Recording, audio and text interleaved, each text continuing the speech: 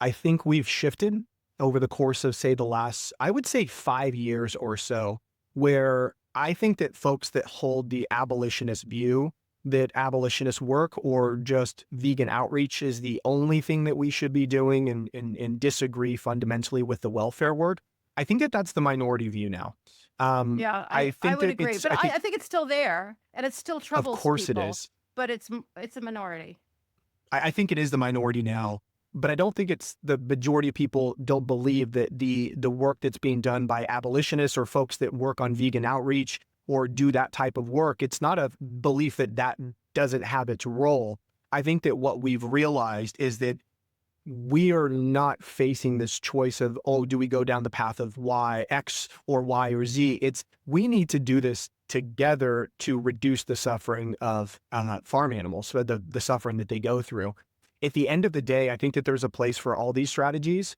And I have become resigned, and this is probably not a view that a lot of people would be happy to hear, but I think we also have to just understand that we have done some of the other work around trying to promote veganism and get people to just stop eating animals.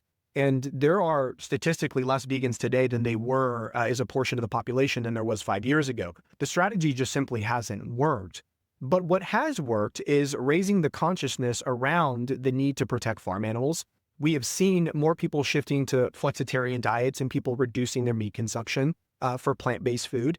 We've seen the increase of welfare in the systems that currently exist. So at the end of the day, I think that a lot of people have just kind of understood that this perfection that folks were shooting for was actually getting in the way of better. And I think that at the end of the day, better is better than nothing. And so I am a strong believer that all of these interventions that we work on, whether it's welfare, whether it's meat reduction, plant forward, vegan outreach, whatever it is, I think it plays an important role. And one of the things that I ask folks that push back on the welfare issue and say, I don't believe in that. That's not work that I want to do. It doesn't have an impact.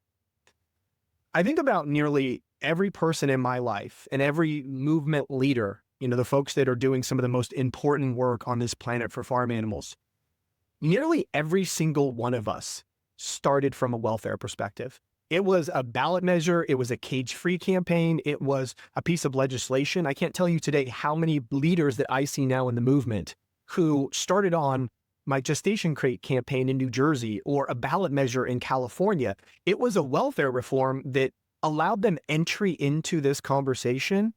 And it starts off with this simple notion of, can we at least agree that farm animals are deserving of protection?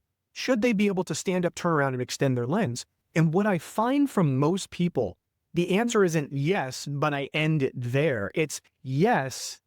Oh crap, I never realized that I actually think that these animals are deserving of protection. And then the journey continues into wanting higher welfare and higher welfare. And then when you realize that the highest welfare isn't really possible, that's when people then decide to reduce Right. consumption from factory farms. So I actually think it's the entry point. I think it's the way to allow people into the conversation that isn't overwhelming, like just completely get rid of all animal products out of your life.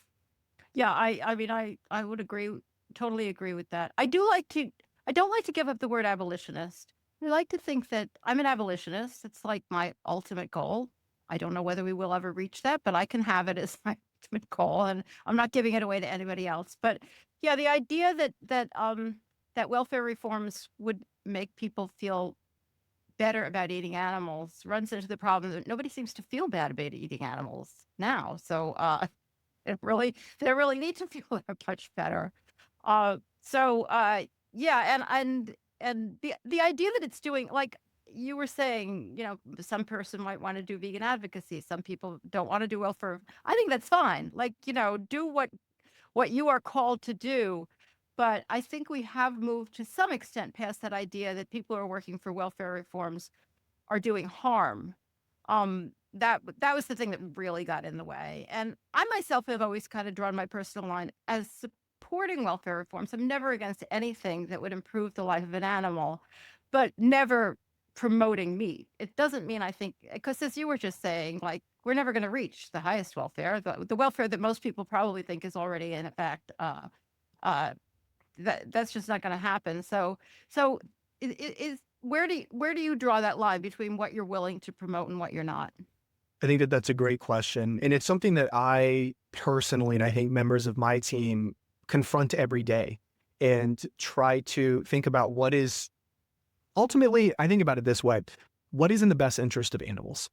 Uh, if I were Oh yeah, to, that's clear. and I know that this That's a is, tough question. and I know that this is, it seems silly, but oftentimes when I think about before we launch a campaign or before we work on something or before we agree to something with a company, I think about like actually sitting down, and if I were to communicate with a pig or a chicken or a cow or the animal that's affected by the thing that I'm working on and say, is this something you would want me doing? Is this bettering your life or the lives of the animals that will come after you? And I think for me, the line that in the sand that I have drawn is that if reasonable minds can agree that the thing that I'm working on, whether it's a policy or outreach or campaign, if it will ultimately improve the lives of animals, then I'm morally obligated to do it, because I can't allow my philosophical beliefs or what I think sometimes can be our egos that are, yes, we want some ultimate goal that may seem out of reach. I don't think it is. But at the end of the day, it's not about us.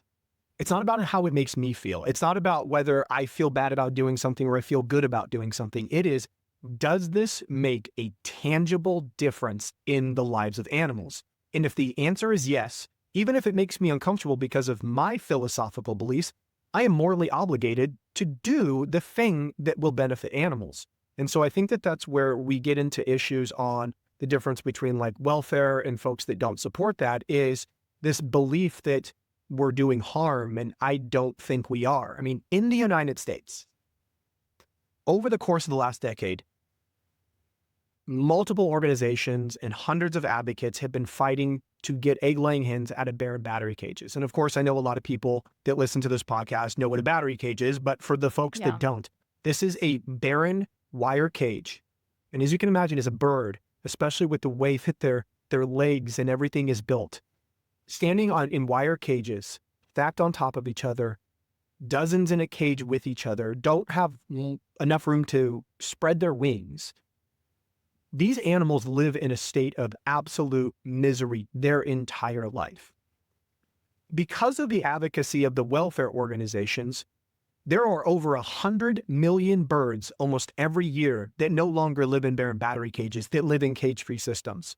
Now, cage-free is not the end-all be-all. Cage-free is not perfect, but we can at least agree that for 100 million birds, them not living in a bear and battery cage where they can't spread their wings, they can't engage in natural behaviors, where they are fully just abused their entire life, living in a system that is a higher welfare system, where I think for many hens living in cage-free systems, they have at least maybe a life worth living. That is a substantial difference. 100 million birds. And so I can't, in good conscience, tell myself, well, what I really want is them to be pasture-based, or for us not to have eggs at all. Granted, that may be your philosophical belief, but how would you explain that to 100 million birds that no longer live in misery? And I can't. I couldn't justify that.